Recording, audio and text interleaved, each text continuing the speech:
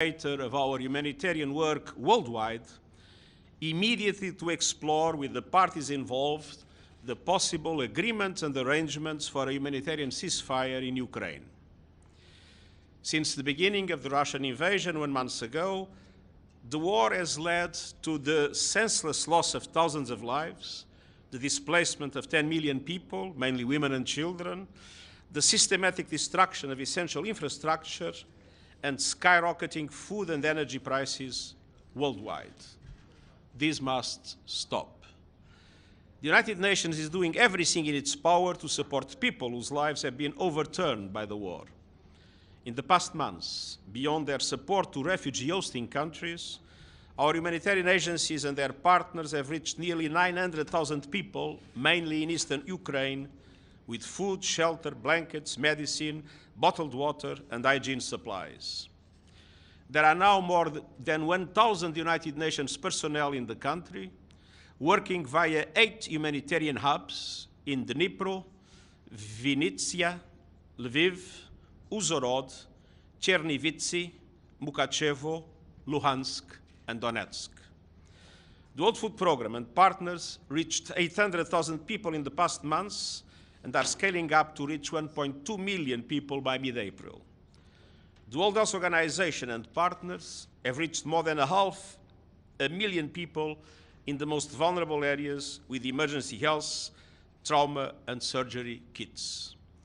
Just today, a convoy of trucks brought food, medical, and other relief supplies from WFP, WHO, UNHCR, UNICEF to Kharkiv to be delivered by our national partners to thousands of people in hard-hit areas. Our agencies and partners are procuring vital supplies and setting up pipelines for deliveries throughout Ukraine in the coming weeks. But let's be clear. The solution to this humanitarian tragedy is not humanitarian. It is political. I'm therefore appealing for an immediate humanitarian ceasefire to allow for progress in serious political negotiations aiming at reaching a peace agreement based on the principles of the United Nations Charter. A cessation of hostilities will allow essential humanitarian aid to be delivered and enable civilians to move around safely. It will save lives, prevent suffering, and protect civilians. I hope a ceasefire will also help to address the global consequences of this war, which risks compounding the deep hunger crisis in many developing countries that already lack fiscal space to invest in their recovery from the pandemic and now face soaring food and energy costs.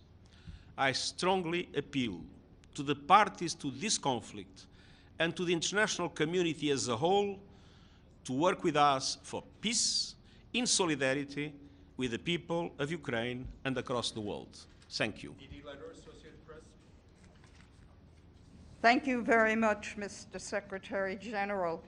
Can you expand a bit on what Mr. Griffiths is being asked to do, and is he going to go to the region? Is he going to try and meet with senior leaders both in Moscow and in Ukraine?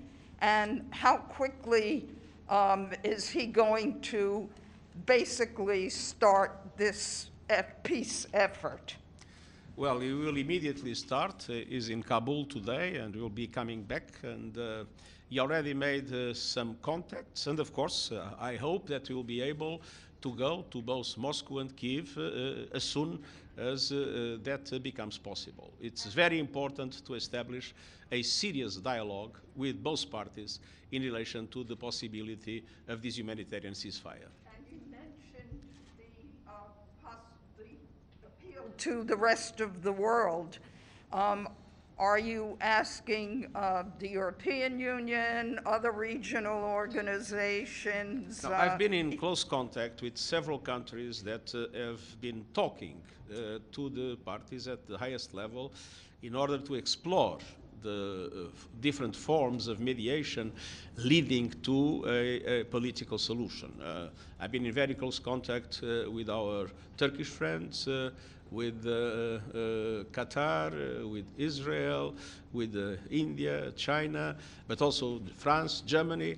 And it is my belief that all these efforts are essential in order to create the conditions to allow for finally this war to come to an end. And are all those countries supporting this effort?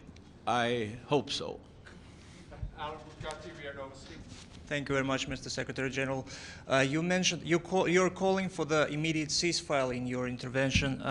As far as you remember, the draft resolution considered last week by the Security Council contained the provisions about the negotiated ceasefire, but the Security Council failed to adopt it. Do you consider it as a mistake?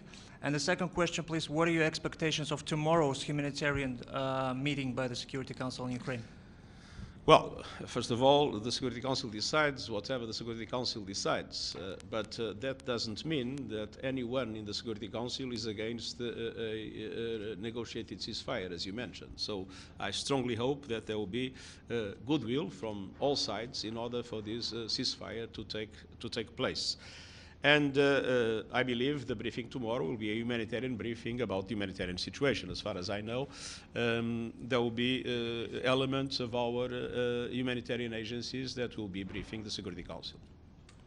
Sharon Price, please. Secretary General, Russian leaders at the highest levels continue to assert their right to use nuclear weapons if and when a scenario is required for such a move. We are also seeing reports of nuclear facilities in Ukraine being targeted by strikes.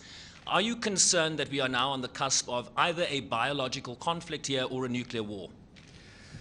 Well, I was this morning in contact with the Director General of International Agency of International Atomic Energy Agency. And there will be a number of very important initiatives by IAEA in the next few days in order to guarantee the security of the nuclear facilities inside Ukraine.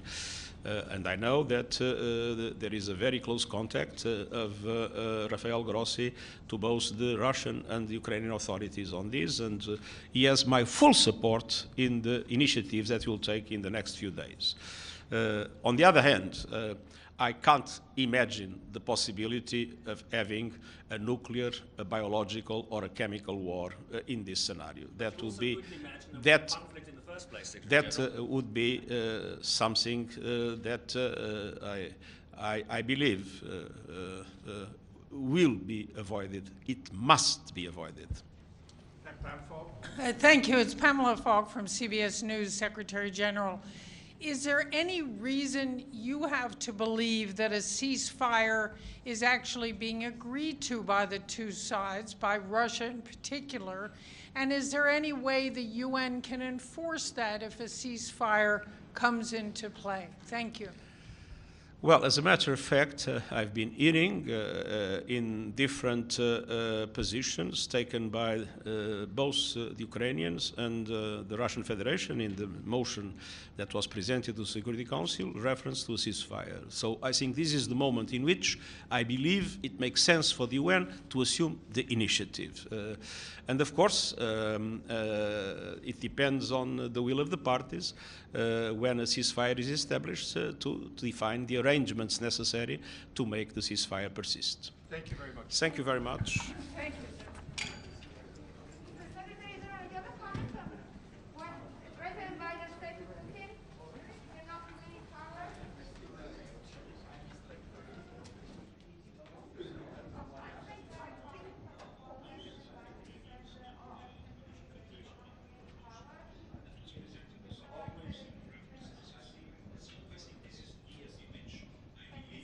Military de-escalation and rhetoric de-escalation. Okay, thanks.